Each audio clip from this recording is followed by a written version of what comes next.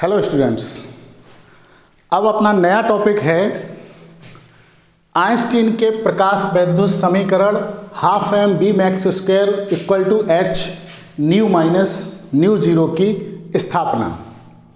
Dear students, ये topic most important है for board examination.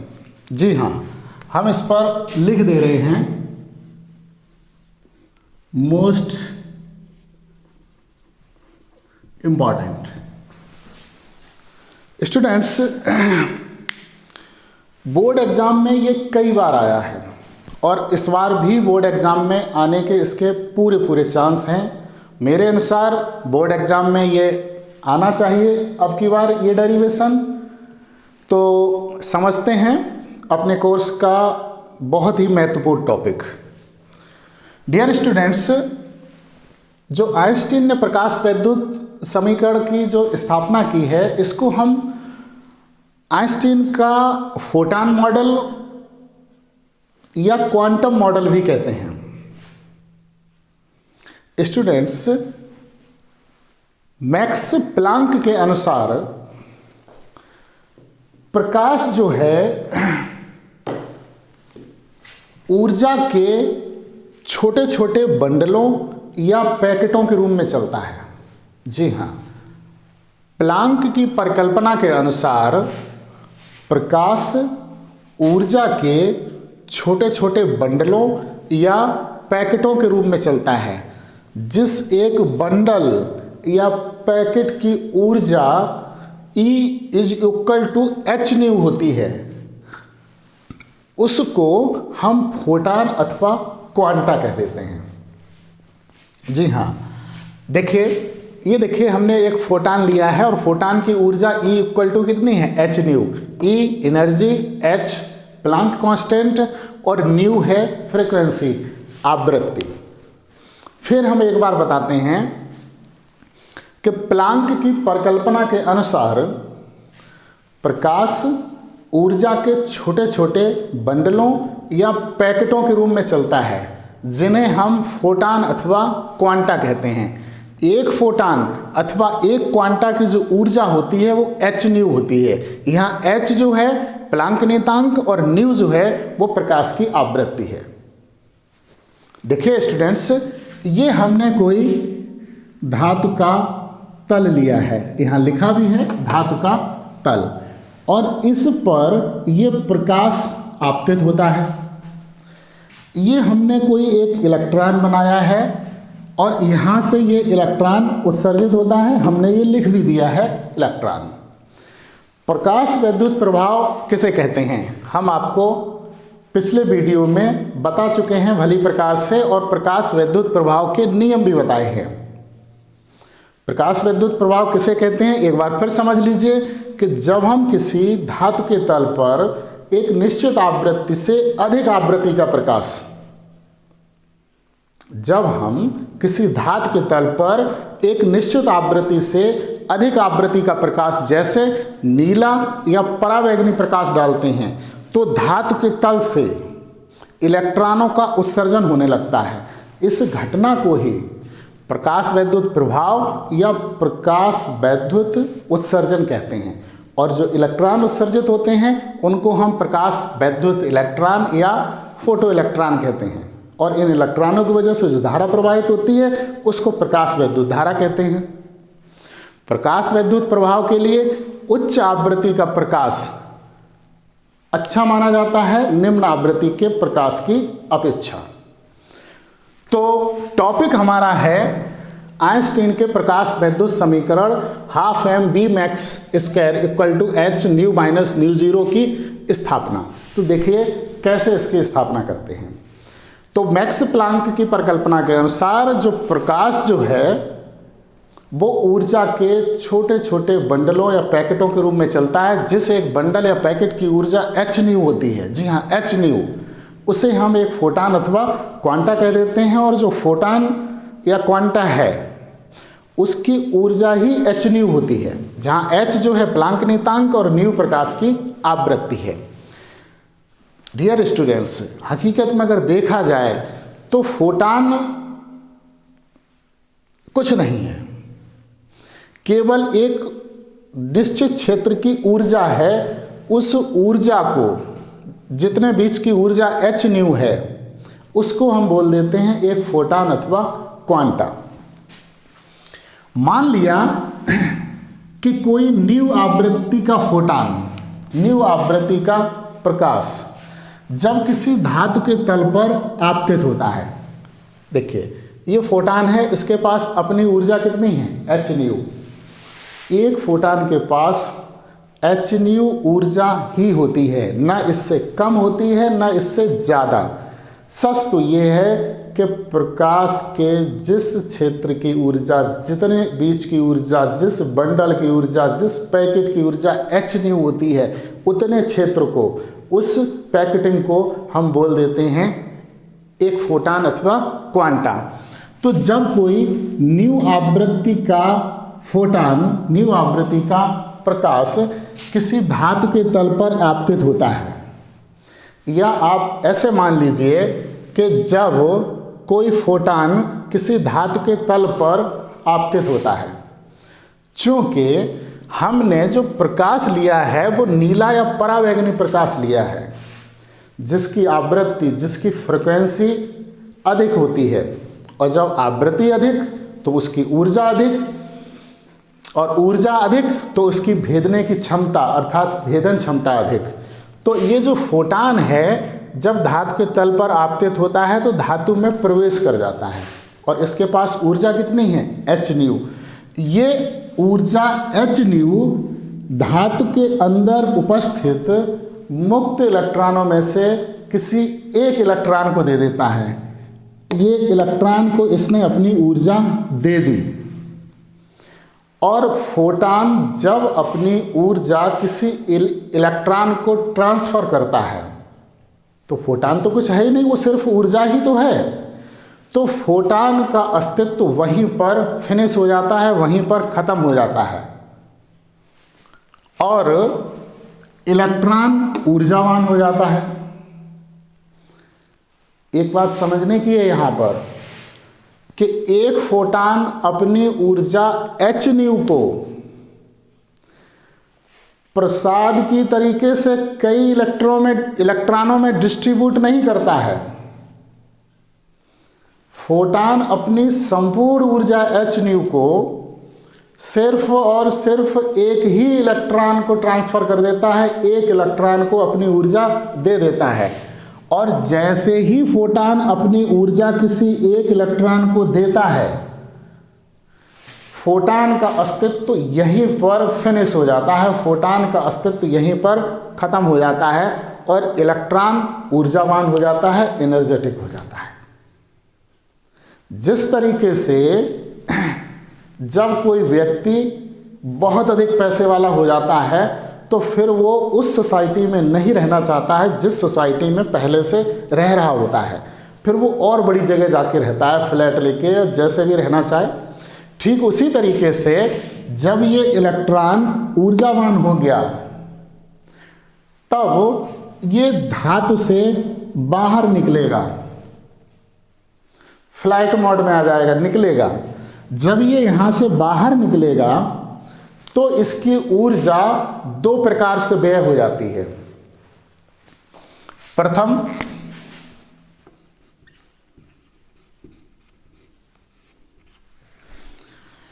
जब इलेक्ट्रॉन धातु के अंदर से धातु की सतह तक आएगा, तो धातु के अंदर से धातु की सतह तक आने में इसकी कुछ ऊर्जा व्यय हो जाती है। शेष ऊर्जा इलेक्ट्रॉन अपने आप को गति प्रदान करता है शेष ऊर्जा से, और वो उसको बोलते हैं E के, अर्थात काइनेटिक एनर्जी। फिर एक बार समझिए, मैक्स प्लांक की परिकल्पना के अनुसार प्रकाश ऊर्जा के छोटे छोटे बंडलों या पैकेटों के रूप में चलता है, जिन्हें हम फोटान अथवा क्वांटा कहते हैं। एक फोटान या एक क्वांटा की जो ऊर्जा होती है E इक्वल टू होती है h न्यू, जहाँ h प्लांक नियतांक और न्यू फ्रिक्वेंसी है, आवृत्ति है आपतित प्रकाश की।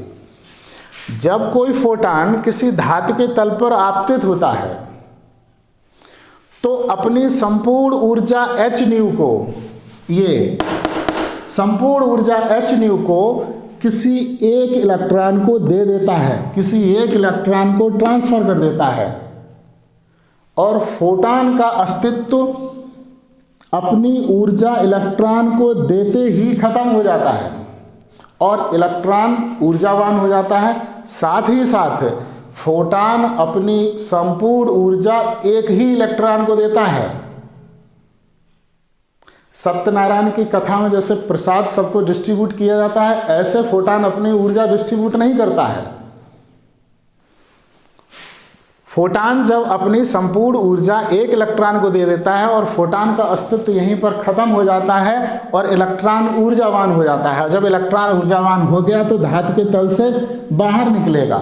तो जो उसने फोटान से ऊर्जा ग्रहण की है E is equal to H nu, वो दो प्रकार से व्यय होती है। जी हाँ, दो प्रकार से, धातु के अंदर से धातु के तल तक आने में, और दूसरा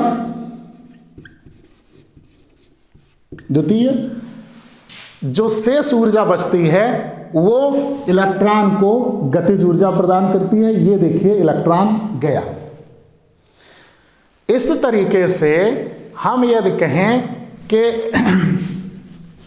फोटान की ऊर्जा जो है E equal to W plus E के, जो फोटान ने इलेक्ट्रॉन को ऊर्जा दी वो इस तरीके से व्यय हो गई। ये W क्या चीज़ है? धातु के अंदर से धातु के तल तक आने में, धातु के अंदर से धातु के तल तक आने में इलेक्ट्रॉन रास्ते में विभिन्न परमाणुओं से, धनायनों से टकराता है, तो टकराने में उसकी ऊर्जा व्यय हो जाती है। तो जो ऊर्जा धातु के अंदर से इलेक्ट्रॉन को धातु के तल तक आने में व्यय होती है उसको बोलते हैं वर्क फंक्शन, कार्यफलन, और W से उसको प्रकट करते हैं। क्योंकि सभी इलेक्ट्रॉन धातु के तल से ही उत्सर्जित नहीं होते हैं, कुछ इलेक्ट्रॉन धातु के अंदर से उत्सर्जित होते हैं। जो इलेक्ट्रॉन धातु के तल से ही उत्सर्जित हो गया फोटान की ऊर्जा ग्रहण करके, उसकी गतिज ऊर्जा अधिक होती है, क्योंकि उसकी धातु के अंदर से धातु के तल तक आने में ऊर्जा खत्म तो हुई नहीं। लेकिन जो इलेक्ट्रॉन धातु के अंदर से धातु के तल तक पहले आते हैं फिर वहाँ से उत्सर्जित होते हैं, उनकी ऊर्जा धातु के अंदर उपस्थित परमाणुओं से टकराने में व्यय हो जाती है, और जो व्यय होती है उसको बोलते हैं कार्यफलन W, और शेष जो ऊर्जा बचती है उससे इलेक्ट्रॉन को गति प्रदान होती है। इस तरीके से जो इलेक्ट्रॉन धातु के तल से उत्सर्जित होते हैं वो भिन्न भिन्न गतिज ऊर्जाओं के होते हैं। जो धातु की सतह से उत्सर्जित हो जाते हैं, फोटान यहाँ आया और यहीं पे इलेक्ट्रॉन मिल गया तो उसकी ऊर्जा अधिक होगी। फोटान पहले धातु के अंदर गया और उसने धातु के अंदर जाके किसी इलेक्ट्रॉन को अपनी ऊर्जा दी, तो इलेक्ट्रॉन जब ऊर्जावान हो गया धातु के अंदर से धातु के तल तक आएगा, तो उसमें जो ऊर्जा खपत होती है वो कम हो जाती है और शेष ऊर्जा से वो अपने आप को गति प्रदान करता है। तो इस तरीके से भिन्न भिन्न गतिज ऊर्जाओं के इलेक्ट्रॉन उत्सर्जित होते हैं। डियर स्टूडेंट्स, इस तरीके से जो फोटान की ऊर्जा है E इक्वल टू वो हो जाती है W प्लस E के, इस प्रकार से व्यय होती है। इसमें यदि हम E के इक्वल टू निकालें काइनेटिक एनर्जी तो ये हो जाएगा E माइनस W। यहाँ पर E क्या चीज़ है? एक फोटान की ऊर्जा। W क्या चीज़ है? धातु के अंदर से धातु की सतह तक आने में जो न्यूनतम ऊर्जा व्यय होती है इलेक्ट्रॉन की वो कहलाती है कार्यफलन W। चूँकि E इज इक्वल टू होता है एच न्यू। एच क्या चीज़ है यहाँ पर? प्लांक नियतांक, और न्यू प्रकाश की आवृत्ति, तथा जो W है वो होता है H न्यू ज़ीरो या न्यू नॉट, जहां न्यू ज़ीरो जो है वो है देहली आवृत्ति, देहली आवृत्ति।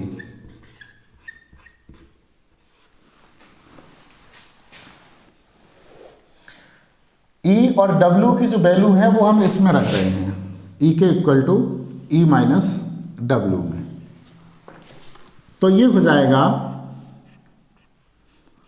ई के इज इक्वल टू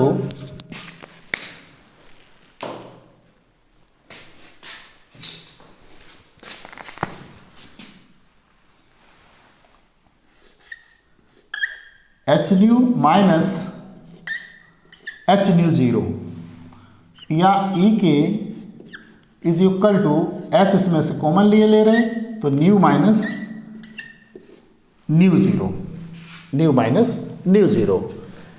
यदि धातु के तल से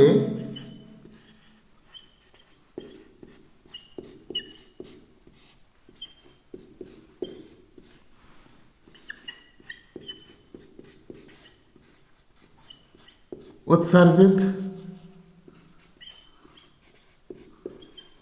प्रकाश, उत्सर्जित इलेक्ट्रॉन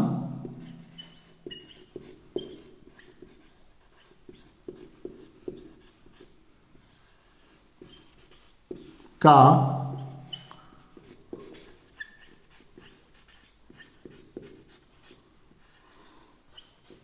अधिकतम वेग बी मैक्स हो तो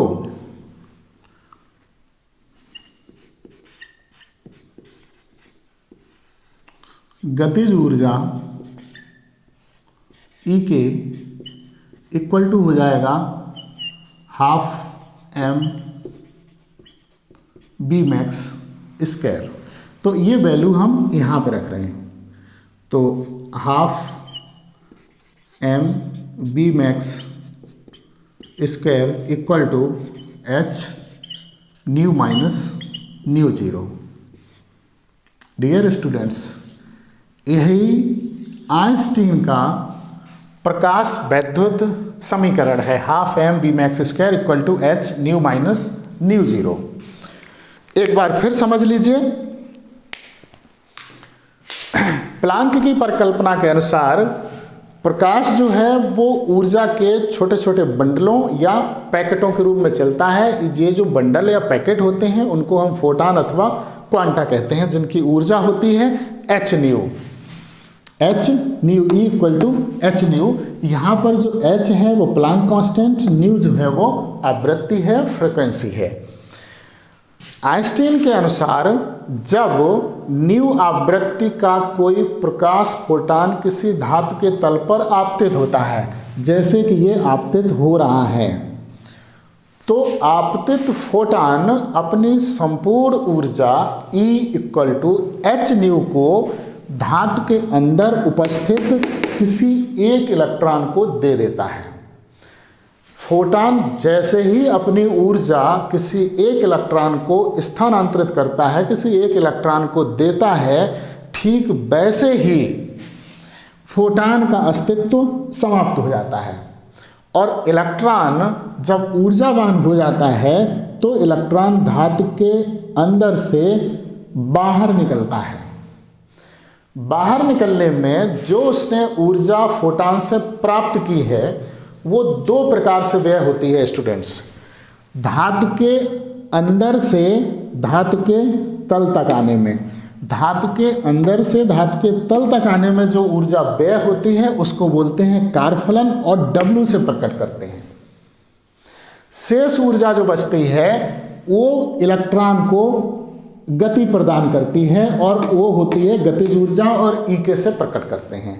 इस तरीके से यदि ये फोटान की ऊर्जा, फोटान की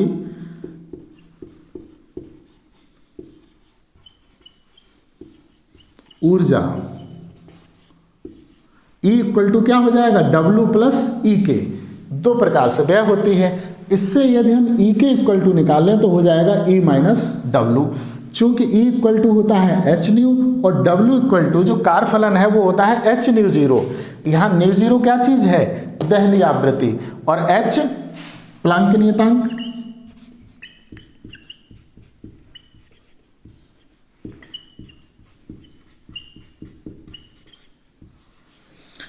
ये मान E equal to H nu तथा E equal to H W equal to H nu zero हम इसमें पुट कर रहे हैं, तो ये हो जाएगा E K is equal to H nu minus H nu zero. इसमें से H कॉमन ले लिया तो न्यू माइनस न्यू जीरो।